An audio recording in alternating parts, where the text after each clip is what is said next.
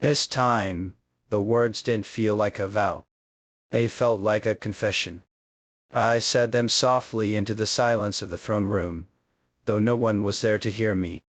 A crown sat on the table beside me, its gold glinting faintly in the pale morning light, but it felt heavier than ever before. Maybe because now I understood the truth. Everything I had fought for, every war I had waged, every choice I had made in the name of love, it had all been for you. And yet, somehow, I had still lost you. I thought taking control would protect you.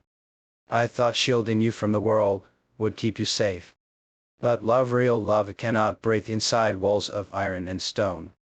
And I had learned too late that the more tightly you hold someone, the more they long to escape. The night you left is burned into my memory. The way you held our child so close, as if even I could not be trusted to touch him. The fear in your eyes, when you looked at men, not the fear of a stranger or an enemy, but the kind of fear that comes when love turns into something you no longer recognize. I had stood there, unable to speak, as you walked away. I was a man who had commanded armies, who had taken kingdoms by force, and yet, I couldn't find a single word strong enough to make you stay. Weeks passed before I heard any news of you. My men brought back rumors, sightings in villages, whispers in marketplaces of a woman traveling with a child, her face hidden beneath a plain hood.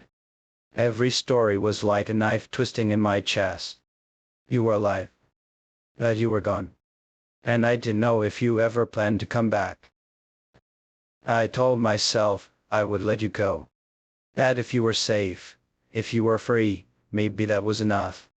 Maybe it didn't matter if I had to spend the rest of my life without you, as long as you could finally breathe again. But it wasn't enough. Because every night, when the palace was quiet, and the weight of the crown pressed too heavily on my shoulders, I found myself staring at the empty space beside me where you used to sleep. I heard the echo of your ladder in the halls, saw the ghost of your smile in the corners of my mind. And I realized that I would rather spend a lifetime hated by you than a single day knowing you were out there, alone, thinking I had stopped loving you.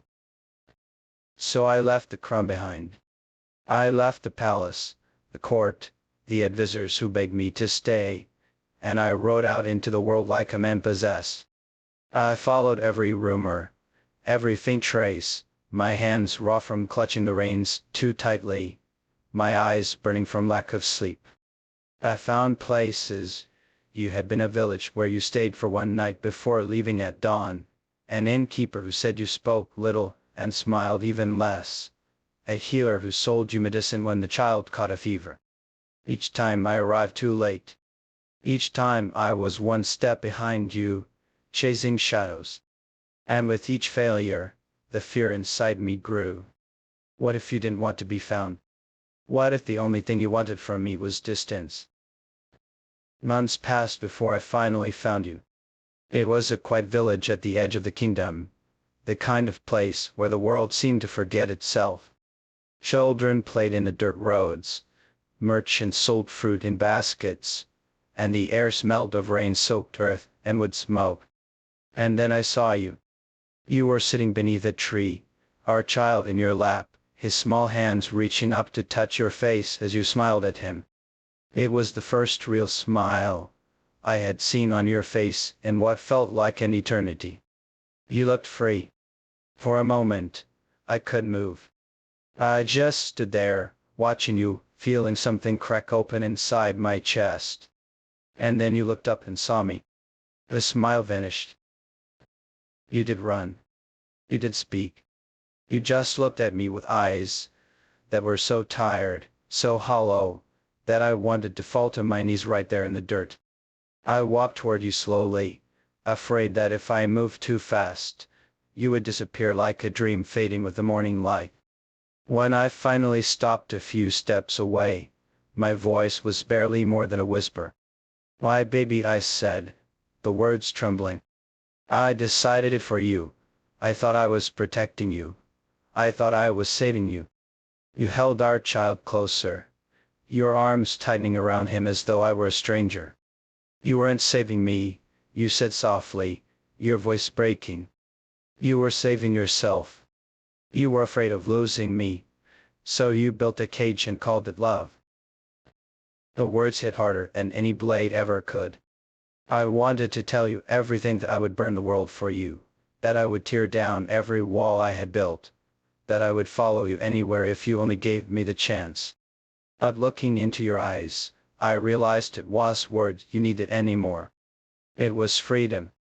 And for the first time in my life, I understood that loving you might mean letting you go.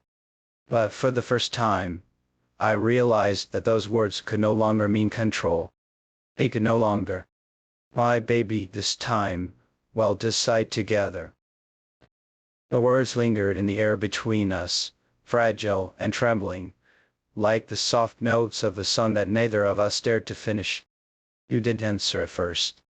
Instead, you stared at me with those eyes that had once been my entire world, the eyes that had watched me rise, and then watched me fall. There was so much in them now: grief, anger, love, and something far deeper, something I couldn't name. The silence between us was not the same as before. It wasn't cold or empty. It was heavy, filled with everything we had both been holding back. Our son squirmed slightly in your arms, his little hand reaching out to touch my face. That tiny, innocent gesture shattered what remained of my restraint. I closed my eyes and let him brush my cheek, feeling the warmth of his touch burn through the ice that had encased my heart for so long. When I opened my eyes again, you were still watching me, your lips pressed tightly together as though you were holding back words that might break us both. I don't know how to trust you again, you said finally, your voice shaking but steady enough to cut through me like a blade. I want about wanting and being able to are not the same thing. You hurt me. You hurt us. Your words were truth, and they hurt more than any enemy's strike ever could. I felt them settle deep in my chest, and for a moment, I couldn't breathe. I know, I said hoarsely. And I don't deserve your trust. Not yet. Maybe not ever. But I am willing to spend the rest of my life proving that I can be the man you once believed I was. I reached into my cloak then, and pulled out something I had carried with me through every sleepless night, every battle, every moment of doubt, a small carved wooden bird. It wasn't ornate or valuable. In fact, it was crude, unevenly shaped, the kind of thing a child might make. But it was yours. The very first gift you had ever given me, back when you were just a girl with laughter like springtime and eyes full of fire. I placed it gently on the ground between us, my hands trembling as I let it go. This, I said quietly, is all I have left of who we used to be. When I found it among our things, I almost destroyed it. It hurt too much to hold onto something that reminded me of a time when you looked at me like I was your safe place instead of your prison. Your breath caught, and you reached out instinctively, your fingers brushing against the small carving.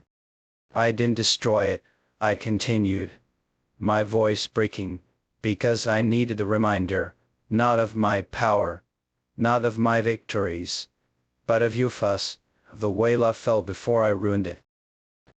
You did speak, but tears welled in your eyes. You pressed our son closer to your chest, and for a moment, I thought you might run again. My heart stopped, waiting for your decision, but you stayed. And that small act of staying felt like a miracle. Everything will be different now, I said, forcing steadiness into my voice. The crown, the throne, the power, he will lay it all down if that's what it takes. I don't care about ruling the kingdom if it means losing you. You blinked at me, startled. You would abandon it all. Yes, I said without hesitation. Because none of it matters without you. I thought I was a king, but I was nothing more than a man terrified of being alone.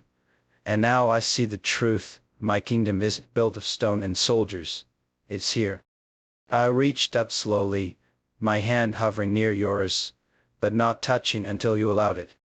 It's you, it's him, I said, glancing at our son. Is us. Your lips trembled, and for the first time in so long, I saw a flicker of hope in your expression. It was fragile, barely there, but it was real. You're asking me to believe you, you whispered, what everything you've done has taught me not to. And not asking you to believe me now, I said. And asking you to watch me. Let me show you day after day, that I can change. That I can love you without binding you. I shifted slightly closer, my knees sinking into the damp earth. Stay with me not because I've decided it, but because you choose to. And if that means we walk away from the palace, from everything we've known, then so be it. The wind stirred around us, cool and gentle, carrying the scent of rain and new beginnings. You were quiet for a long time. Then, slowly, you extended your free hand and placed it in mine. The touch was tentative, trembling, but it was enough to make my heart thunder in my chest. "Well, try," you said softly, as though the words might shatter if spoken too loudly. At this time we tried together. Relief crashed over me like a wave, so powerful it almost drove me to tears. I pulled you and our son into my arms carefully, reverently, as though you were both too precious to hold too tightly. And as I felt your head rest against my shoulder for the first time in what felt like an eternity, I made a silent vow.